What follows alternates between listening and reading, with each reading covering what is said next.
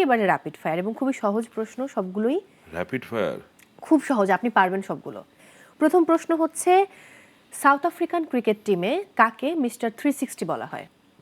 A V না AB AB হ্যাঁ, D আর বলতে হবে। এবিডি ভিলার্স। ওকে, ঠিক আছে, অনেকটা হয়েছে, মানে আমি ফুলটাই নিয়ে নিলাম। বাংলাদেশে টি-20 ইন্টারন্যাশনালে সবচেয়ে ফার্স্টেস্ট 50 কার? ও আশরাফুল। আশরাফুল, 20 বলেন। ওকে, এটা খুবই সহজ, এটা সবাই জানে যে টি-20 ইন্টারন্যাশনালে বাংলাদেশের সবচেয়ে হাইয়েস্ট রান স্কোরারকে? চুপচাপ প্লেয়ার তামিম। একদম, তাকে আমরা খুব ভালোবাসি, তামিম ইকবালকে। এরপর এটা আরও সহজ, যে টি-20 ইন্টারন্যাশনালে সবচেয়ে বেস্ট বোলিং ফিগার কার? আমি যেটাকে বলি ওকে, ও সবসময় বাইক চালায় যেত আচ্ছা, প্র্যাকটিস করতে খেলতে। আচ্ছা। মোস্তাফিজ। আপনি কি কখনো ক্রিকেটার হইতে চেয়েছিলেন এরকম কিছু? এটা নাই বলি।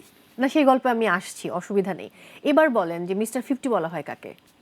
ভুলে গেছি। তার নামের প্রথম অক্ষরটা হ দিয়ে, মানে আপনারা যেরকম হাবু ভাই বলি আমরা। হাবিবুল বাশার। এক্স্যাক্টলি, হাবিবুল বাশার সুমন। সো আপনি তো পেরেই গেলেন, কোনো অসুবিধা নেই, অনেকগুলো প্রশ্ন পেরে গেছেন।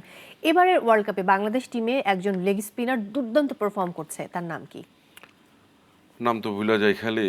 নতুন একটা ছেলে, কি রিশাদ। এক্স্যাক্টলি, উত্তর সঠিক হয়েছে। এবার যদি বলি খুব সহজ করে, যে এখন পর্যন্ত এবারে টি-20 ওয়ার্ল্ড কাপে সবচেয়ে বেশি রান করেছে কোন টিম? ওইটা ছিল ওয়েস্ট ইন্ডিজ। এক্স্যাক্টলি, উত্তর সঠিক হয়েছে। লাস্ট প্রশ্ন, বাংলাদেশের কোন প্লেয়ার 9টা উইকেট নিয়েছে এবারে টি-20 ওয়ার্ল্ড কাপে? পেসার? তাহলে তো মোস্তাফিজ। না, তাহলে কি তাসকিন? আমি পারবো না এটা, আমি আসলে জানি না, জুনিয়র সাকিব, জুনিয়র আমি সাকিব। জানি না, আমি জানি না। আপনি কি ক্রিকেটার হতে চেয়েছিলেন কিনা? আমি চাইছিলাম, কিন্তু তখন তো আসলে আমাদের দেশের পরিস্থিতি এরকম ছিল না, আমাদের ক্রিকেট এতটা ছিল না, তখন ছিল ফুটবলের যুগ। হ্যাঁ, এবং ক্রিকেটের মানে খুব কস্টলি ছিল, এই ক্রিকেট কিটস কেনাটাই ছিল দুরূহ অনেক সবার কাছে। এক্সপেন্সিভ ছিল এগুলো, কারণ একটা বলের দাম ছিল তখনকার আমলে 150-200 টাকা। তারপরে এইসব ব্যাট ছিল, ব্যাটের দাম ছিল ধরেন 2000-2500 টাকা, তো অনেক এক্সপেন্সিভ ওই আমলে। হ্যাঁ।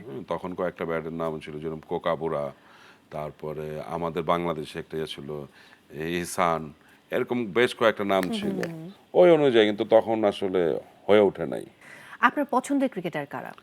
আমার পছন্দের ওয়াসিম আকরাম আছে, পাকিস্তানি। কর্টনি ওয়ালস আছে, ওকে। তারপরে আগেকার আমলে ছিল ডেভিড বুন, অনেক সুন্দর ছিল, তারপরে রিকি পন্টিং, তারপরে জন্টি রোডস, ওকে। হ্যাঁ, শেন ওয়ার্ন, হ্যাঁ। এরা হলো আমার খুব পছন্দের। আর বাংলাদেশ টিমের বললে? বাংলাদেশ ছিল, আগের কথা যদি বলি আমি। শান্ত। আচ্ছা। শান্ত ছিল, তারপরে হাবিবুল বাশার হাসিবুল ছিল। হোসেন শান্ত। হ্যাঁ, আচ্ছা।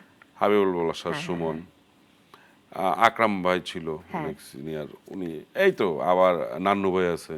ওকে। এখনকার তো ছেলে পেলে অনেকই চিনি কম, আসলে খেলা খুব কম দেখা হয়। বুঝতে ও পেরেছি। আরেকজন আছে আমার কে? আমার খুব পছন্দের, আসলে তাকে আমি ক্রিকেটার হিসেবেই করি না, এত মানুষ হিসেবে খুব পছন্দ। কে সে? আমাদের ক্যাপ্টেন আগেকার, আমাদের খুব, মানে বলা হয় না ক্যাপ্টেন যাকে বলা হয়, হ্যাঁ, হ্যাঁ। আমাদের সেই ক্যাপ্টেন।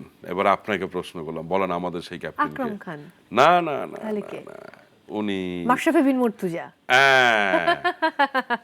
মানে তিনি তো আসলে জনগণের মানুষ। তার সাথে আমার বেশি দেখা হয় না, 2-3 বার, যে তার ব্যবহারে আমি তার ফ্যান হয়ে গেছি। এবং এটা বোধহয় পারিবারিক একটা শিক্ষা। আমি ওই সময় যখন তিনি ক্যাপ্টেন, তার বাড়িতে গিয়েছিলাম একটা রিপোর্ট করার জন্য, সেটা একটা দৈনিক পত্রিকায়, বাংলাদেশের জাতীয় দৈনিকে প্রকাশ হয়েছিল।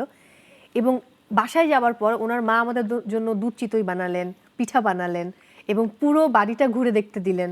তারপর ওটা নিয়ে আমরা ইন্টারভিউ করলাম, লিখলাম, এবং সেটা ছাপা হলো। সো অসাধারণ অমায়িক ব্যবহার তাদের, এটা বলতেই হবে। এটা বোধহয় পরিবার থেকে আসে। হাবু ভাই, একটু শুটিংয়ের গল্পে যাই। শুটিং আবার কবে থেকে শুরু হচ্ছে? আমি শুনছিলাম যে 23 তারিখ থেকে বোধহয় শুটিং শুরু। হ্যাঁ, আমার 23 তারিখ থেকে শুরু। এটা কি ব্যাচেলর পয়েন্টের? না, ব্যাচেলর পয়েন্ট দেরি আছে, এমনি ব্যাচেলর পয়েন্ট ছাড়া তো আরো কিছু কাজ করতেই হয়। এক্স্যাক্টলি। 23 তারিখ থেকে শুরু, দেখি কতদিন চলে আবার।